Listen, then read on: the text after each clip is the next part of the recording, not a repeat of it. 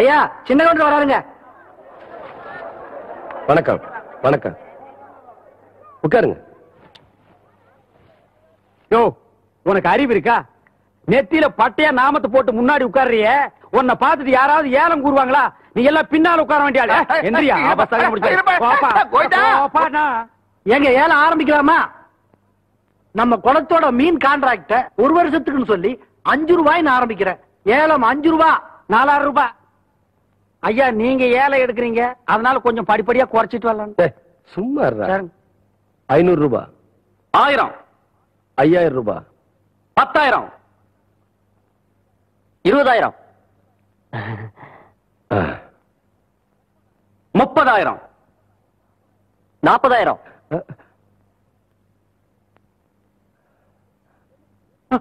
என்ன இதுக்கு மேல நீ கூற போறியா? ஐயோ அப்படி போடு. வாழ்க்கையில பல்லு விளக்குறதே கிடையாதா? நல்ல வேலை குளத்தோரமா போய் தும்மி இருந்த, பூரா மீன் செத்து இருக்கும்.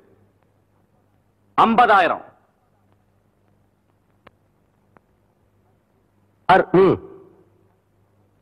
அவங்களே எடுத்துக்கிட்டும்.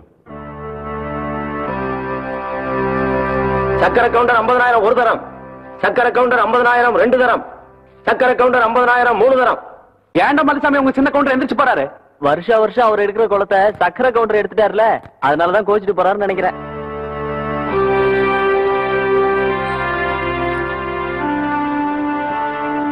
என்ற ஏலத்துல போட்ட கணக்கு 7ஆவிடமா முடிஞ்சு போச்சேன்னு பாக்குறீங்களா?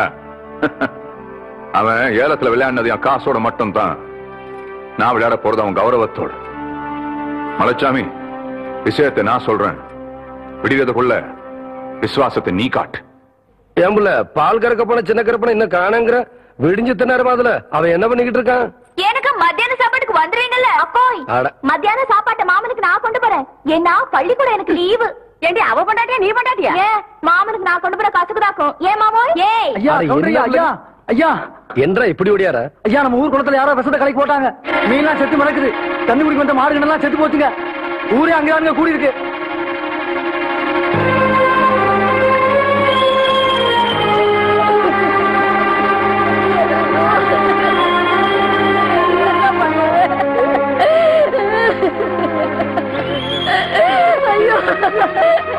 ஐயோ ஐயோ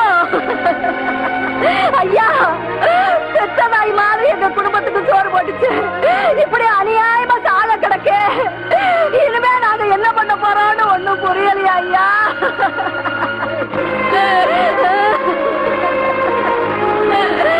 இப்படி நம்ம ஊர்ல நடந்ததே இல்லைங்க. ஐயோ இது நம்பித்தானே நாங்க இருந்தோம். ஊரு குடிக்கிற தண்ணியில விஷத்தை கலந்துட்டாங்க. இனிமே நாங்க குடிக்கிற தண்ணிக்கு எங்கயா போவோம்? ஒரு வருஷம் குளத்தியால கைவிட்டு போயிடுச்சுன்னு இப்படி பண்ணிட்டாரே, நியாயமானு கேளுங்கய்யா.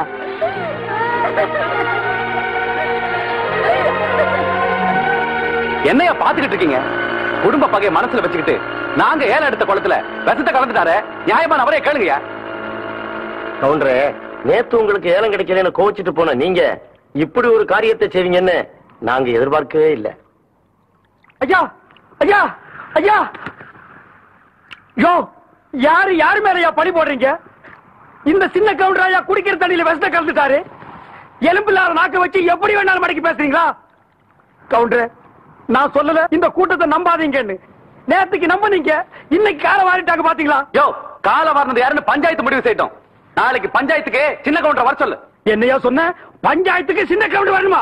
நீங்க விடுங்க கவுண்டர். பின்ன பாருங்க. வெல்ல, சந்தேகப்படுறதுக்கு எல்லாத்துக்கும் உரிமை இருக்கு. குற்றவாளி யாருன்னு முடிவு பண்ண வேண்டியது பஞ்சாயத்து தான். அந்த பஞ்சாயத்துக்கே நாம மரியாதை கொடுக்கலனா நல்லா இருக்காது. பஞ்சாயத்துக்கு ஏற்பாடு பண்ணுங்க.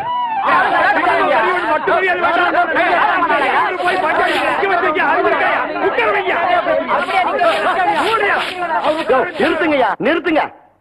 என்ன ஆளுக்காலு கசம்சான பேசிக்கிட்டு இருக்கீங்க? என்னடா பஞ்சாயத்து தலைவரை உட்கார வேண்டியது நிக்கிறாருன்னு பாக்குறீங்களா? இவர் அந்தஸ்துக்கு சக்கரை கவுண்டர் ஒண்ணும் குறைஞ்சவர் இல்லையா? அவர் வர்ற வரைக்கும் இவர் நின்னுதான் ஆகணும். ஊரு ஊரா சொல்லுது கவுண்டர் தான் வசத்தங்க இருந்தாரு, நீ என்ன உட்காந்து வாங்குற? யோ நிறுத்தியா, எங்களுக்கு தெரியாதா? ஐயா இதெல்லாம் சின்ன கவுண்டர் தோட்டத்தை மறந்துட்டா பாத்தாங்க, குளத்துல இருந்து தாங்க எடுத்தோம். பிரசிடண்ட் ஐயா சார்ஜிங் இருக்கு. இது எங்களால நம்ப முடியாது.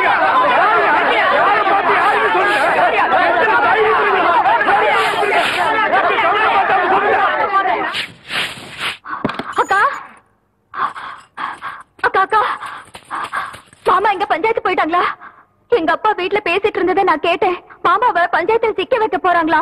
குளத்துல விஷம் கலந்தது மாமான்னு சொல்ல போறாங்க. பொய் சாட்சி சொல்ல மலைசாமி போயிட்டு இருக்கு. எப்படியாவது காப்பாத்துப்பா.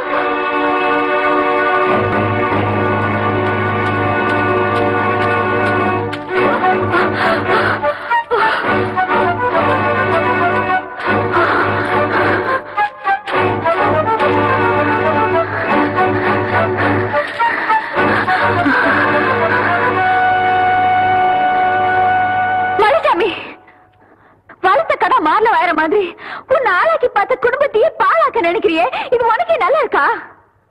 காண்டுக்கு ஆசைப்பட்டு கவுண்டர் கௌரவத்து மேலே கை வைக்க பாக்குறியா? உண்ட வீட்டுக்கு ரெண்டகம் பண்ணிடாத.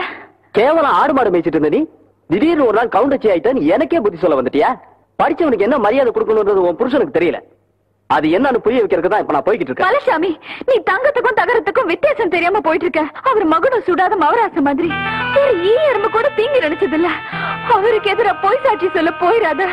உன் கால வந்து கேக்குற, அவருக்கு துரோகம் பண்ணிடாத.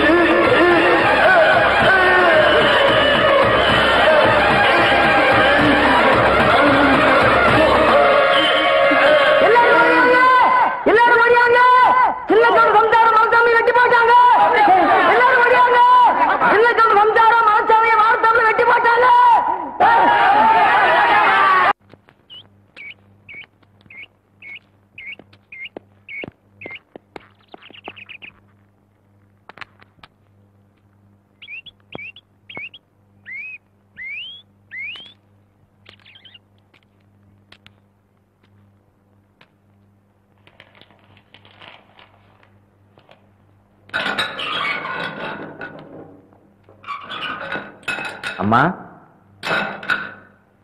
உங்களை பார்க்க உங்க வீட்டுக்காரர் வந்திருக்காரு.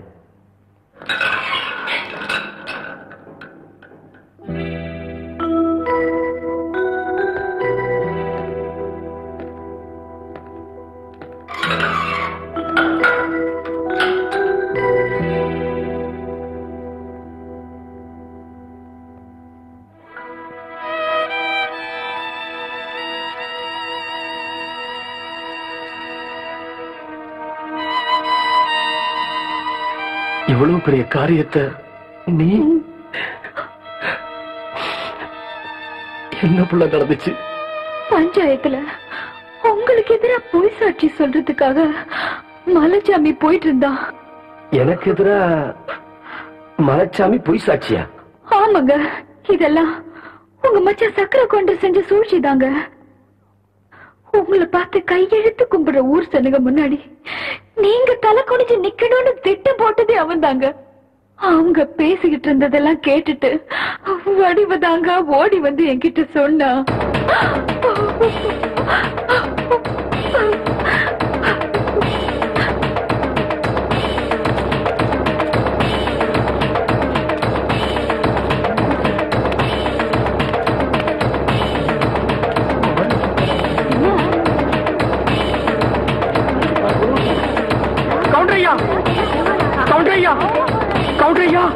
ஒரு சின்ன எறும்புக்கு கூட தீங்கு நினைக்காத நீங்களா இப்படி?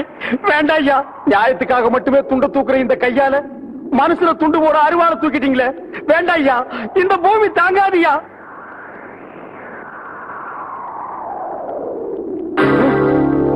ஐயா வெல்ல, சீக்கிரம் ஒரு பாட கட்டி வை. இல்ல உனக்கு சேர்த்து பாட கட்டுறதுக்கு ஆளுங்களை ஏற்பாடு பண்ணி வை.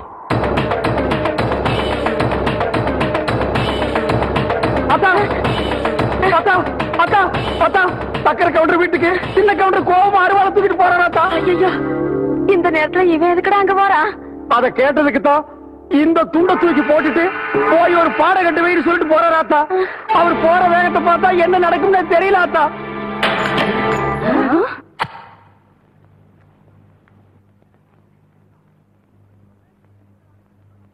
லக்ன பத்திரிகையெல்லாம் படிச்சு முடிச்சாச்சு. பொண்ணுக்கு பொட்டு வைக்கிறவங்க எல்லாம் சட்டு புட்டுன்னு வந்து வைங்க.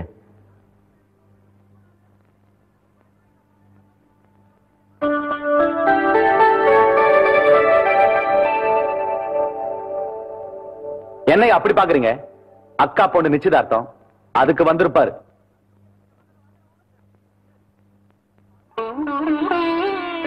பதினஞ்சு வருஷத்து பகையை மறந்துட்டு கூப்பிடாத வீட்டுக்கு கவுண்டர் காலடி எடுத்து வச்சிருக்காருன்னா அதான் ரத்த பாசம். அதான் சின்ன கவுண்டரு. ஊரு பேரு தெரியாதவ விட்டு கல்யாணத்துக்கு உரிமையோட போற வழியா சின்ன கவுண்டரு. இது சொந்த அக்கா பொண்ணாச்சே.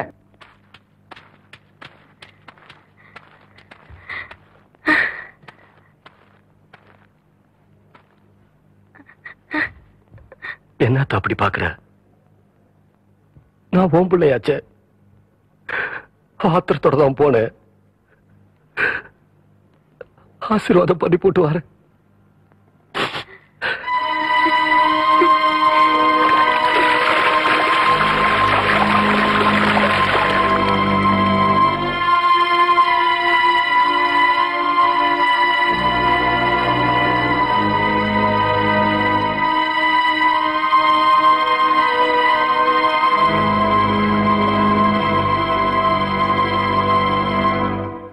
அப்படி பாக்குறீங்க? ஒண்ணும் இல்ல புள்ள. நீ சாப்பிட்டியா? என்னைக்கு நீங்க என்ன தொட்டு தாலி கட்டினீங்களோ அன்னையில இருந்து இந்த உடம்புல உசுறு இருக்கிற வரைக்கும் நீங்க சாப்பிட்ட எச்ச இலையிலயோ இல்ல எச்ச தட்டிலையோ தான் நான் சாப்பிடுவேன். இல்லன்னா நான் சாப்பிட மாட்டேன். என்னங்க அப்படி பாத்துக்கிட்டு இருக்க ராசா? ஒண்ணுமில்ல அத்தா. என்னால சாப்பிட முடியல.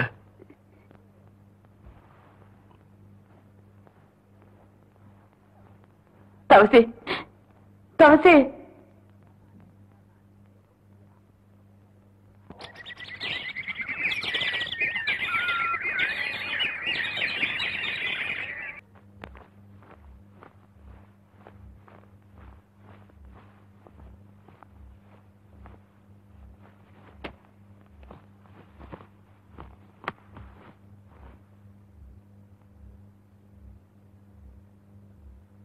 அத்தா, தெய்வான் இல்லாத வீட்டுல எனக்கு மட்டும் இல்ல, யாருக்குமே சந்தோஷம் இல்ல. எத்தனை ரூபா செலவானாலும் சரி அவளை நான் கூட்டிட்டு வர போறேன் அத்தா.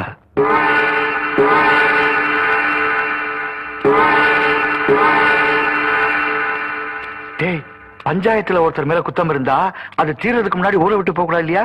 என்னடா சின்ன கவுண்டர் போறாருன்னு பாக்குறியா? போன தடவை தான் போலீஸ் கோர்ட்டுன்னு போயிட்டு வந்துட்டாரு. இந்த தடவை போறதா இருந்தா வீட்டுல இருந்து யாராச்சும் கூட்டிட்டு வந்து பஞ்சாயத்து திணையில உட்காந்து வச்சுட்டு போவாரு. ஆமா ஆமா, அந்த சட்டத்தை போட்டதே அவர் தானே.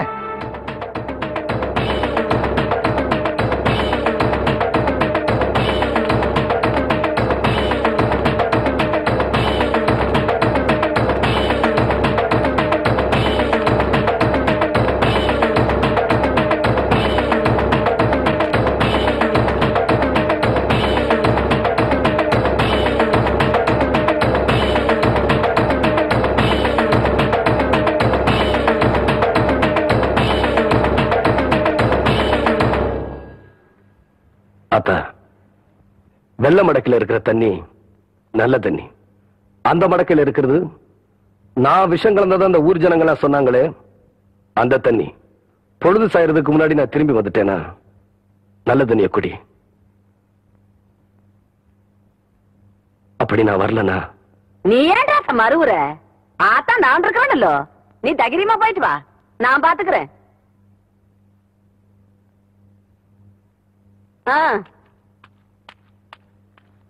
இத பாருங்க கவுண்டரே, கோர்ட்டு கேஸ்னு வந்தா நாங்க சொன்னபடிதான் கேட்கணும். அதை விட்டு போட்டு நான் தான் கொன்னேன்னு தொடர்ந்து உண்மையே பேசிட்டு இருக்கும் சம்சாரம். அப்படி இருந்ததுன்னா கண்டிப்பா ஜாமீன்ல எடுக்கவே முடியாது கவுண்டரே.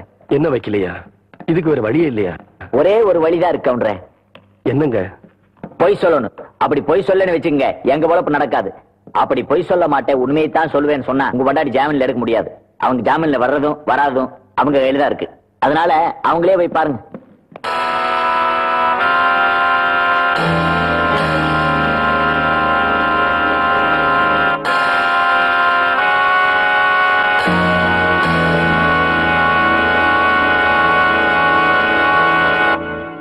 நான் சொன்னதுல என்னங்க தப்பு? ஊருக்கே நீதி சொல்ற கவுண்டரோட பொண்டாட்டி உண்மை சொல்றதாங்க நியாயம். நான் செஞ்ச காரியத்துக்காக வெக்கப்படலீங்க, பெருமைப்படுறேன்.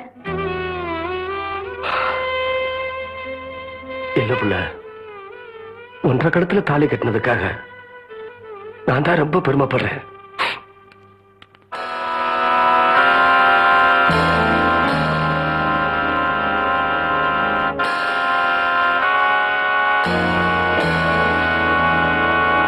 இப்ப நடந்துட்டு இருக்கிற இந்த கேஸ்ல முக்கியமான பிரச்சனை என்னன்னாக்க, தம்பி கொஞ்சம் நில்லுங்க.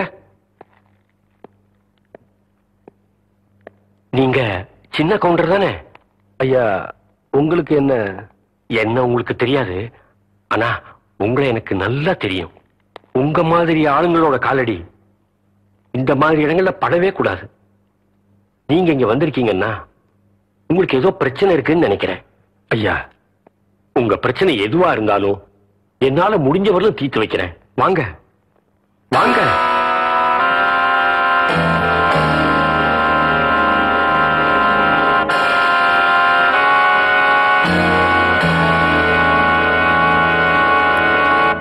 ஊர் பிரச்சனையெல்லாம் தீர்த்து வைக்கிற உங்களுக்கே இப்படி ஒரு பிரச்சனை வந்திருக்கேன்னு நான் ரொம்ப வருத்தப்படுறேன்.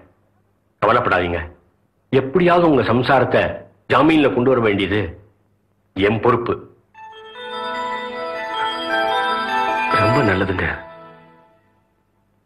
ஆனா போலீசார நேரமாச்சுனே. டேய், போன கவுன திரும்பி வருவாங்க.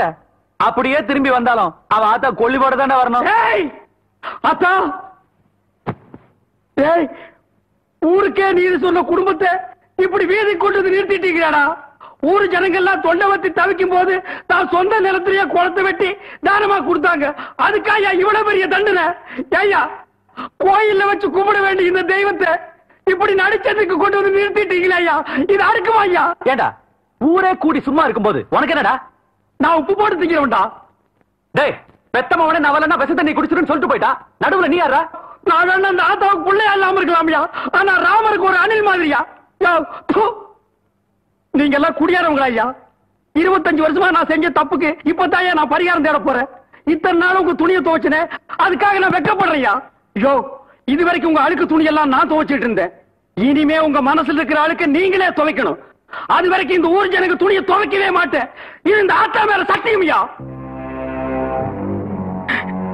டேய், அவன் அந்த இடத்தை விட்டு இழுத்துட்டு போங்கடா. ஆத்தா, ஆத்தா, ஆத்தா, ஐயோ, என்ன விடுங்கய்யா. யோ, என்ன விடுங்கய்யா. யோ, என்ன விடுங்கய்யா. ஆத்தா, ஆத்தா. பொழுது சாஞ்சிட்டு இருக்கு. இந்த ஊர் ஜனங்களை யாராவது ஒருத்தர் அந்த விஷத்தண்ணி எடுத்து கொடுங்கய்யா.